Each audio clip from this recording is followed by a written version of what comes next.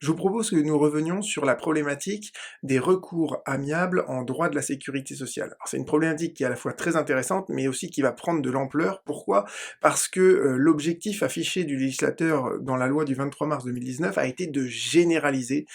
ces recours, à quelques exceptions près, dans le contentieux de la tarification ou des complémentaires santé, mais en droit de la sécurité sociale, l'objectif affiché du législateur est donc de généraliser ces recours amiables, et le code de la sécurité sociale a changé de codification en termes de numéro d'articles, mais les grands principes antérieurs ont été maintenus. C'est simplement que dorénavant, ils ont une portée encore plus grande. Reprenons donc pour brièvement ces grandes règles. Vous avez la première règle, c'est que lorsque la caisse prend une décision, cette décision, elle doit donc être contestée dans un délai de 2 mois devant une commission de recours amiable, une CRA. Ce délai, il commence à courir à compter de la notification de la décision de la caisse, et surtout le délai, il n'est opposable à l'assuré social aux cotisants qu'à la condition d'avoir été clairement mentionné dans la décision de la caisse. Cette commission de recours amiable, il faut aussi garder en tête que ça n'est qu'une émanation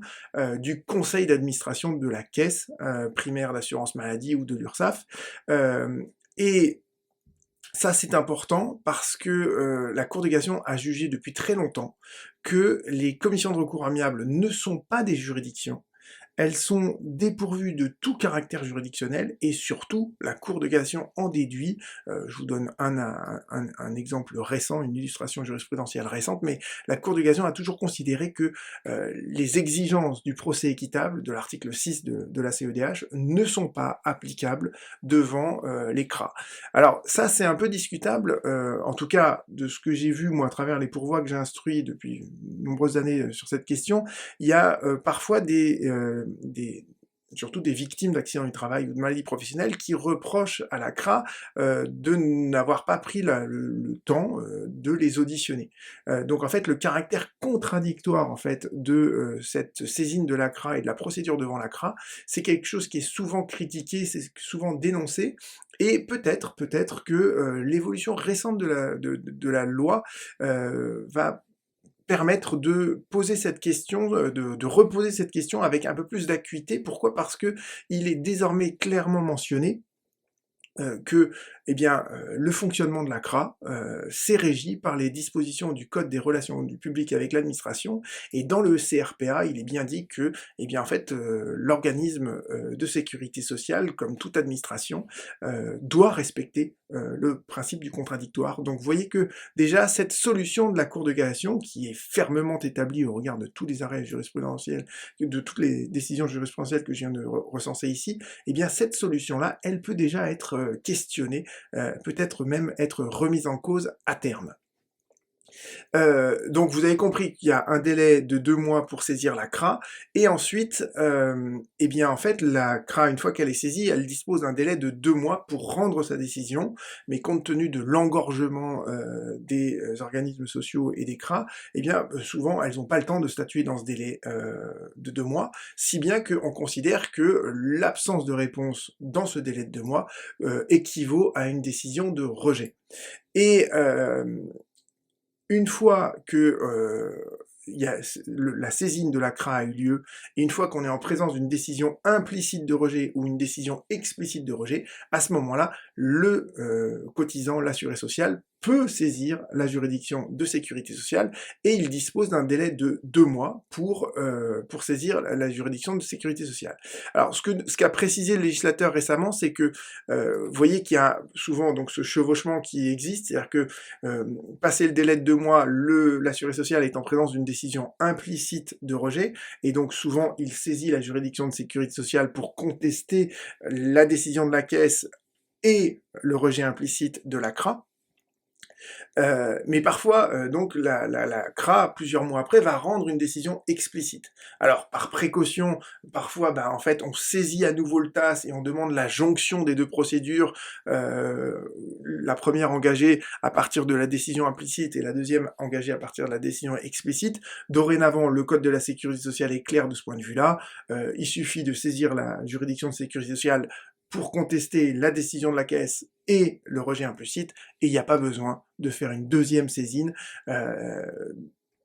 au regard de la décision qui est explicite. Cette saisine d'ailleurs de la juridiction de sécurité sociale, pour mémoire, elle se fait donc sur requête conformément à l'article 57 du Code de procédure civile, car un des traits marquants en fait de l'évolution récente donc de la législation, c'est de raccrocher en fait le contentieux de la sécurité sociale aux règles classiques du droit processuel. Donc vous voyez que là on a clairement cette articulation entre les règles spéciales du Code de la sécurité sociale et le Code de procédure civile apparaissent clairement à travers ce renvoi à l'article 57. Ce qu'il faut bien comprendre, c'est que il y a ce couperet drastique de la Cour de cassation qui nous dit que, eh bien, en fait, si le cotisant, si l'assuré social a saisi tardivement la commission de recours amiable, eh bien, en fait, c'est une cause de forclusion de sa demande devant la juridiction de sécurité sociale, et la juridiction de sécurité sociale n'est pas valablement saisie du litige, d'accord, parce que c'est le principe que vous retrouvez dans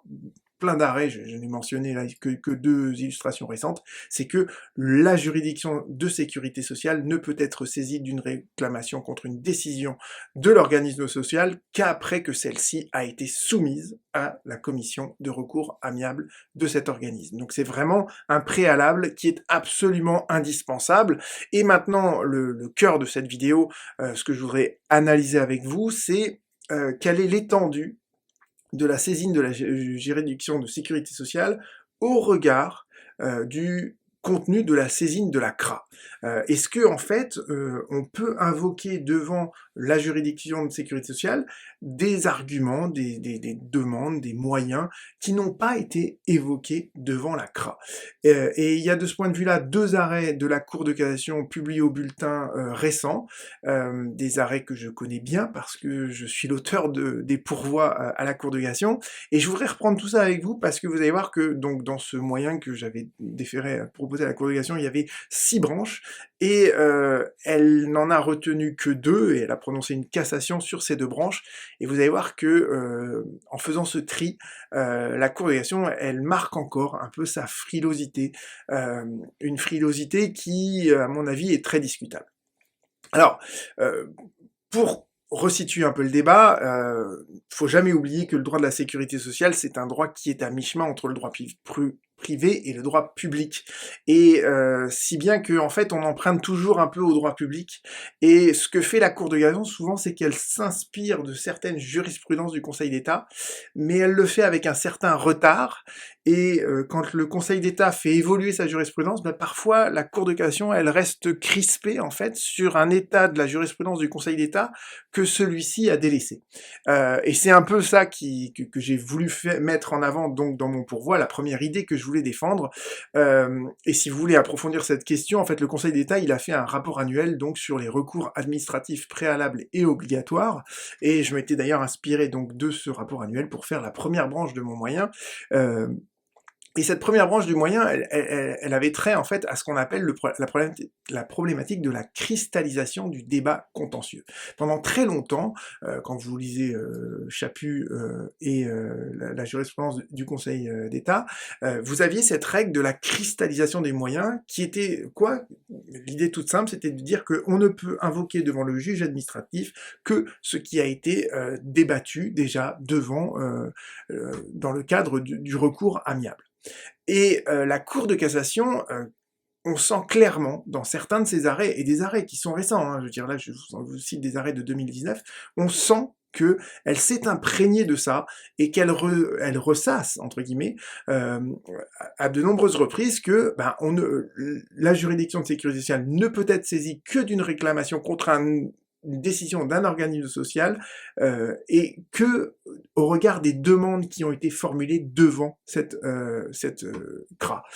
Et là, vous avez par exemple, vous voyez un premier exemple où la contestation devant la commission, c'était simplement sur la reconnaissance d'une créance et sur la compensation entre cette créance et puis les créances que l'organisme détenait sur la caisse, la Cour de cassation approuve la Cour d'appel pour en avoir exactement déduit que le recours de l'association était irrecevable, sauf sur un point, cette compensation des créances. L'autre arrêt de 2016 vous dit à peu près la même chose. En 2015, vous voyez, on vous dit bien, cette demande n'avait pas été soumise à la commission de recours amiable, donc elle était irrecevable. Là, vous aviez un autre arrêt que je trouve assez parlant aussi, surtout que c'est un arrêt qui est publié au bulletin. Vous aviez donc une victime qui contestait le refus de 2 décisions par lesquelles la caisse primaire d'assurance maladie avait refusé de reconnaître sa maladie professionnelle. Devant le juge, elle demande en fait que ces mêmes faits fassent l'objet d'une reconnaissance à titre d'un accident du travail, et la Cour de cassation lui répond non, non, non, on peut pas mélanger les choux et les carottes. La seule chose qui avait été déférée à la CRA, c'était les demandes de reconnaissance des maladies professionnelles. La demande de reconnaissance de l'accident du travail n'avait pas été soumise à la CRA, et donc toutes les contestations de ce point de vue étaient irrecevables. Quand bien même la maladie et les accidents procéderaient du même fait accidentel, vous voyez, pour la Cour de cassation, eh bien c'est pas du tout, il y a vraiment une cristallisation du débat devant la CRA qui retentit ensuite devant l'office du juge en droit de la sécurité sociale. Voilà, tous les arrêts, vous pouvez les relire à tête reposée. Bien évidemment, vous aurez le lien vers cette présentation qui vous sera mentionnée sous cette vidéo. Et donc, ça vous montre bien qu'il y a une crise. La Cour de cassation, elle est encore accroché à cette règle de la cristallisation des débats, alors que le Conseil d'État, lui, a délaissé cette solution dans un arrêt qui est publié donc au Recueil-le-Bon, un arrêt de 2007, le Conseil d'État reconnaît ouvertement que le requérant qui veut contester donc une décision qui est prise par l'administration sur un recours administratif préalable, il peut invoquer devant le juge jusqu'à la clôture de l'instruction tous les moyens de droit nouveaux, alors même qu'ils n'auraient pas été invoqués à l'appui du recours administratif contre la décision initiale, dès lors que ce moyen est relatif au même litige. Donc en gros, il ne faut pas qu'on change complètement de problématique, mais dès lors qu'on est sur la même question, le même contentieux, eh bien en fait on peut invoquer n'importe quel moyen nouveau devant le juge administratif qui n'aurait jamais été invoqué devant au stade du recours préalable, c'est sans incidence. Et dans son étude, dans son rapport annuel que je vous ai auquel je me réfère depuis le début de cette vidéo, à la page 80-82, le Conseil d'État explique bien la raison de cette évolution, d'accord ? On délaisse cette règle de la cristallisation du contentieux. Pourquoi ? Parce que on ne veut pas juridictionnaliser un recours administratif préalable. On ne veut pas le juridictionnaliser. Pourquoi ? Parce que le recours administratif préalable, c'est un MAR, c'est un mode alternatif de règlement des litiges, qui permet d'ailleurs à l'administration de statuer en opportunité, et pas simplement sur des aspects qui sont purement juridiques. D'accord ? Donc, nous dit le Conseil d'État, la seule limite que l'on va poser, c'est qu'on reste quand même sur le même litige, mais en dehors de ça, le contentieux juridictionnel devant les juridictions administratives, il n'a rien à voir, c'est pas la même nature que le recours amiable préalable. Et donc la première branche du moyen que j'ai proposé à la Cour de cassation, c'est de solliciter de la part de la Cour de cassation qu'elle se rallie à la solution du Conseil d'État. Donc j'ai dit, l'évolution de la jurisprudence va conduire la Cour de cassation à retenir que, et là j'ai transposé littéralement donc l'attendu, le considérant de principe du Conseil d'État dans ma branche en disant le cotisant, l'assuré social qui entend contester une décision prise par un organisme social peut invoquer devant la juridiction de sécurité sociale tout moyen de droit nouveau, alors même qu'il n'aurait pas été invoqué à l'appui du recours devant la CRA, dès lors que ce moyen est relatif au même litige que celui dont avait été saisie la CRA. Donc vous voyez, je demandais la transposition pure et simple.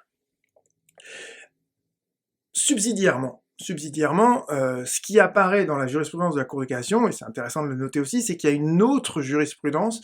qui, elle, est moins focalisée sur la cristallisation du débat, mais qui se réfère à un autre critère, pardon, qui est le critère de la modification de l'objet du litige. Et dans ces arrêts, en fait, on voit que la Cour de cassation, elle compare la lettre de saisine de la CRA et la lettre de saisine du tribunal des affaires de la juridiction de sécurité sociale,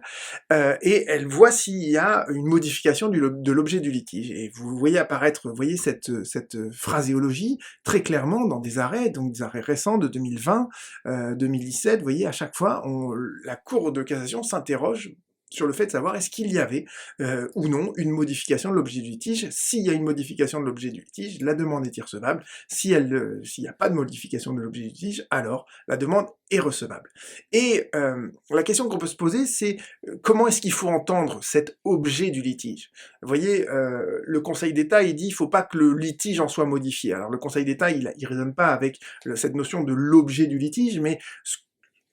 selon moi, en tout cas, selon mon interprétation, et qui n'engage que moi, je pense qu'on ne peut pas avoir de l'objet du litige une acception processuelle trop stricte. On ne peut pas apprécier l'objet du litige comme on le fait, par exemple, pour se demander si on est en présence de demandes nouvelles devant la Cour d'appel au sens des articles 563, 567 du Code de procédure civile. Pourquoi? Eh bien, tout simplement parce qu'il ne faut pas juridictionnaliser la commission de recours amiable. Il ne faut pas la juridictionnaliser et voir dans le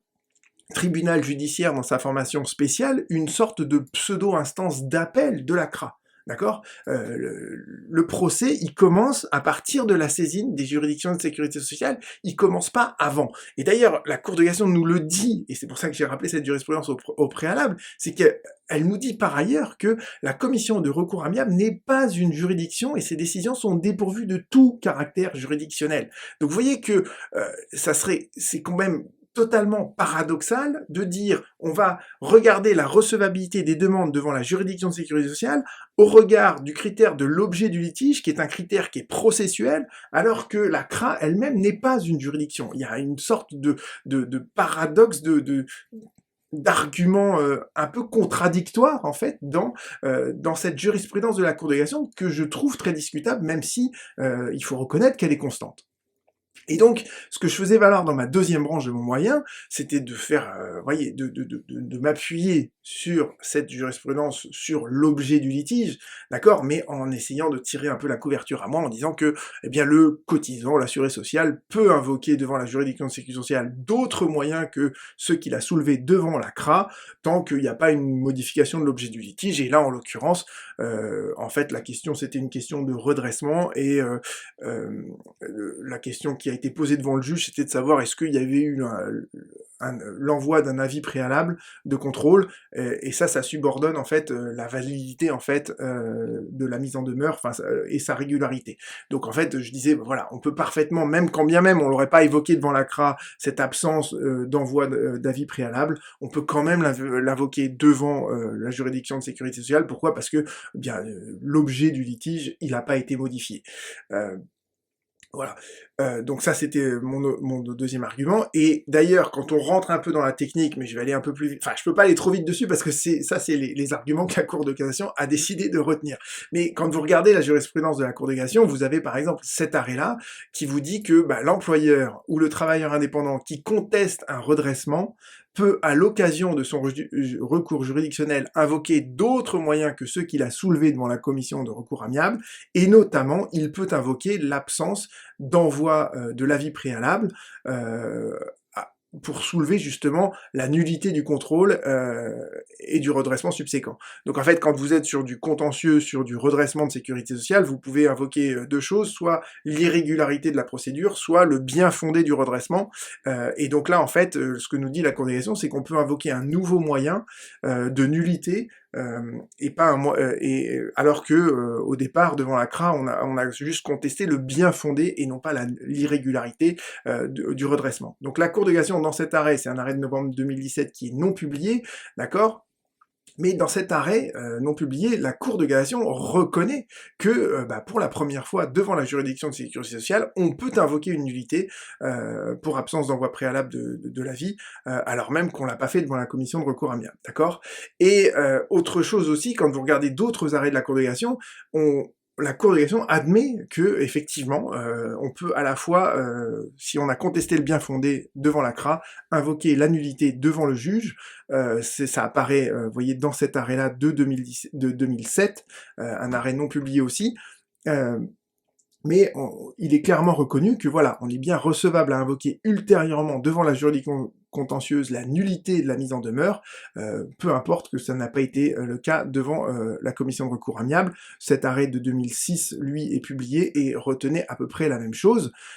Et ces arrêts-là, en fait, ils s'inscrivent dans un contexte jurisprudentiel qui est un peu plus long, un peu plus large, qui est de dire qu'en fait, eh bien, en fait, la nullité de mise en demeure, c'est une défense au fond, et comme toutes les défenses au fond, ça peut être invoqué à n'importe quel moment de la procédure. Ce qui est bien qu'on en arrive donc à mes troisième et quatrième branches de mon moyen, où je reprends, où je m'appuie littéralement, et d'ailleurs je fais ça de plus en plus maintenant, je cite les arrêts de la Cour de cassation dans les branches de mon moyen, et donc là dans la majeure, je rappelle donc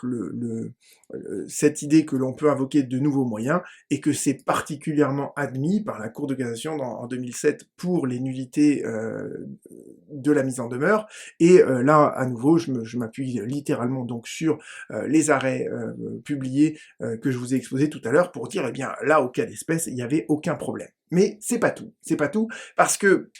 au final, qu'est-ce qui est important et la seule chose qu'on n'a pas regardé pour l'instant, c'était la lettre de saisine de la CRA. La lettre de saisine de la CRA, de ce point de vue-là, la Cour de cassation, elle a une jurisprudence qui est un peu étrange, qui est un peu cryptique, je trouve, que vous voyez ici, c'est le chapeau, il est là.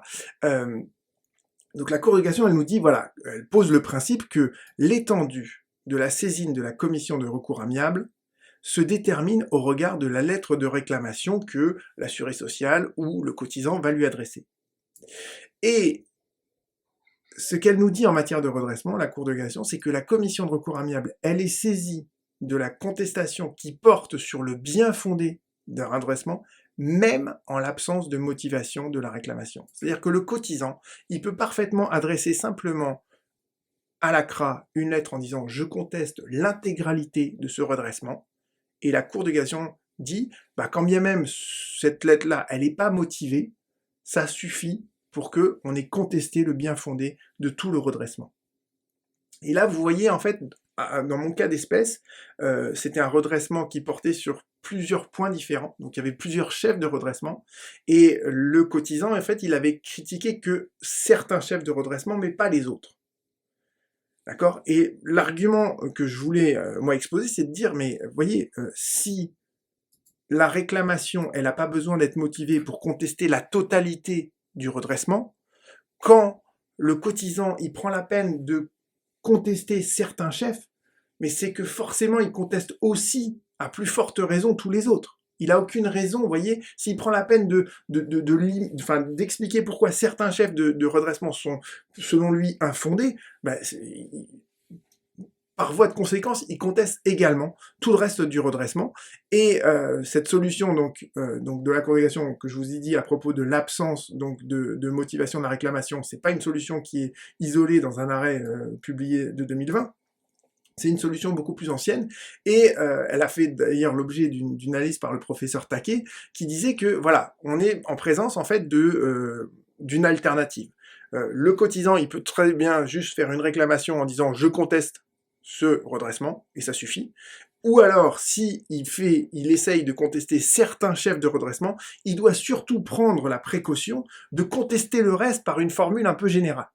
D'accord? Donc pour le professeur Taquet, voilà, c'est vraiment, il faut surtout pas se limiter à contester certains chefs de redressement, parce que sinon après, on peut pas contester le reste parce qu'on a limité en fait sa contestation. Et je pense qu'il y a une autre lecture, d'accord, qui peut être faite, parce que si on admet que même en l'absence de réclamation, on conteste la totalité, eh bien, à plus forte raison, quand on en a contesté certains points, eh bien, en fait, on conteste également les autres. Et surtout, ce qui me paraît dangereux avec cette solution de la Cour de cassation, qui dit si on conteste que certains chefs de redressement devant la CRA, on ne pourra pas contester d'autres devant le juge, c'est que on crée en fait un formalisme excessif, et un formalisme surtout qui peut échapper à des gens qui sont pas des professionnels du droit. Parce que tous les cotisants, toutes les victimes, tous les assurés sociaux qui saisissent une CRA ne sont pas au courant de cette règle très précise qui dit que si on conteste que certains points de la décision, eh bien on ne pourra pas contester les autres. Et vous voyez que pour les délais, par exemple, de saisine de la CRA, pour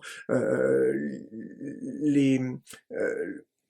la juridiction de sécurité sociale qu'on doit saisir, etc., il y a toujours un formalisme informatif qui est instauré dans le code de la sécurité sociale, qui dit bien, voilà, l'assuré social, il sait parfaitement qu'il doit saisir la CRA dans un délai de 2 mois, qu'il doit s'adresser à telle CRA dont l'adresse est mentionnée, que ensuite il doit s'adresser à telle juridiction de sécurité sociale, etc. Alors que là, en fait, cette espèce de formalisme qu'a créé la Cour de cassation, eh bien en fait, il n'existe que dans la jurisprudence de la Cour de cassation, et il échappe, en fait, même à des cotisants qui sont conseillés par des avocats, là en l'occurrence les 2 sociétés que j'ai défendues dans le cadre du pourvoi que je suis en train d'analyser, c'est des plus grosses sociétés du CAC 40. Donc vous voyez, même eux, ça leur a échappé. Et vous voyez, on en arrive là, avec cette jurisprudence de la Cour de cassation, à une sorte de formalisme excessif qui aboutit carrément à inventer une sorte de concentration des moyens au stade de la CRA. Une concentration des moyens vis-à-vis d'un organisme dont la Cour de cassation nous dit par ailleurs que c'est pas une juridiction. Donc vous voyez que là, on est en train de dire, si vous contestez dans le cadre d'un recours que certains chefs du redressement, vous ne pourrez pas ensuite les contester les autres devant la juridiction de sécurité sociale, eh bien, on va, juridictionnaliser le recours devant la CRA, et en plus de ça, rentrer dans un formalisme excessif qui s'apparente à le principe de la concentration des moyens, que je trouve totalement étrange. Donc, dans la 5e branche de mon moyen, j'avais dit, l'étendue de la saisine de la CRA, j'ai repris cette solution, s'apprécie donc au regard de la lettre de réclamation, mais quand la commission de recours amiable elle est saisie d'une contestation qui porte sur le bien fondé d'un redressement, même en l'absence de motivation de la réclamation, à plus forte raison, elle est également saisie de la contestation qui porte sur le bien fondé de ce redressement, quand bien même cette réclamation motivée ne le serait que sur certains chefs du redressement. Et par ailleurs, je rappelle que la commission de recours amiable, c'est pas une juridiction, ces décisions, elles sont dépourvues de tout caractère juridictionnel, elle est même pas tenue de rendre une décision dans le délai de 2 mois, ça équivaut à une décision implicite de rejet, et quand elle le fait, elle est même pas tenue de respecter le principe du contradictoire, elle est même pas tenue de répondre à toutes les demandes que lui forme l'assuré social, ça c'est une autre jurisprudence de la Cour de cassation, donc je dis, en conséquence de tout ça, le cotisant qui conteste un redressement peut, à l'occasion de son recours juridictionnel, invoquer d'autres moyens que ceux qu'il a invoqués devant la commission de recours amiable, qui n'est même pas tenu de statuer dessus. Vous voyez ce que je veux dire? Bon, quitte à poser des questions, autant poser des questions franches et nettes. Et au final, la Cour de cassation, sur quoi elle a répondu? Eh bien, en fait, de tous les arguments que je vous ai donnés, qui sont, à mon avis, vous voyez, des questions qu'on peut encore se poser. C'est pour ça que c'est pas parce que je les ai rédigées que je vous les expose, c'est que je pense que ce sont des questions qui sont intéressantes. Et la Cour de cassation, elle a répondu que, elle a pas déclaré non admis mes autres branches, d'accord? Elle a juste dit, il n'y a pas lieu de statuer là-dessus, donc ça veut dire que la question reste ouverte. Et elle a retenu que, en fait, les 2 branches qui étaient les plus techniques, vous voyez, sur l'arrêt non publié de 2017, qui admettait que on puisse contester la nullité d'une mise en demeure, alors même qu'on avait invoqué que le bien fondé de cette mise en demeure devant la CRA, et l'autre arrêt aussi, pareil, qui disait à peu près la même chose. Et ce que me répond la Cour de cassation, elle nous dit,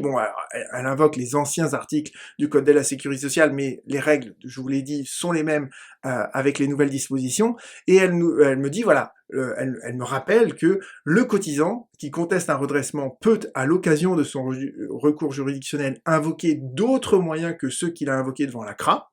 donc ça, elle n'a pas changé sa jurisprudence, mais elle me précise bien ensuite que si il faut que ces demandes ne concernent que les chefs de redressement qui ont été préalablement contestés devant la CRA. Donc on peut invoquer des nouveaux moyens, mais que pour les chefs de demande des redressements qui ont déjà fait l'objet d'une contestation. Et donc là, en l'occurrence, vous avez compris que devant le juge étaient invoqués des moyens qui avaient trait à la nullité du redressement dans son ensemble, et donc la Cour de cassation nous dit on peut invoquer des moyens de nullité qui affectent le redressement dans son entier, mais ils ne produiront d'effet qu'au regard des chefs de redressement qui ont été discutés, contestés devant la commission de recours amiable, et le litige ne peut pas être étendu aux autres chefs. Donc vous voyez bien que là, en fait, la Cour de cassation se réfère à l'objet du litige qu'elle apprécie de manière très stricte, d'une manière processuelle, ce qui revient ni plus ni moins à juridictionnaliser la commission de recours amiable, ce qui revient à rester toujours à propos, vous voyez, de ces chefs de redressement qui ont été préalablement contestés, ça revient encore à cette règle de la cristallisation du débat devant la CRA. Voilà. Donc je pense que cette décision, elle montre que la Cour de cassation n'a pas encore changé d'avis de ce point de vue-là, qu'elle est encore braquée sur des solutions qu'elle ressasse depuis un certain temps, mais que ces décisions, elles sont discutables. Elles sont discutables tout simplement parce que, et je vais le retrouver, même si c'est très loin dans cette discussion, tout simplement parce que, eh bien, le Conseil d'État, lui, les a délaissés, d'accord, et je pense que ça, c'est le cœur du problème. Il faut contester cette cristallisation du débat, parce que cette cristallisation du débat, pour des raisons qui sont tout à fait légitimes, d'autant plus qu'elles le sont par la juridiction administrative qui connaît de tous les autres recours amiables, de tous les recours administratifs préalables, ben, je pense que si le Conseil d'État a délaissé cette solution, la Cour de cassation va parvenir à le faire grâce à tous les efforts de plaidoirie que vous allez bientôt entreprendre à travers vos dossiers en droit de la sécurité sociale. Je vous remercie, à bientôt.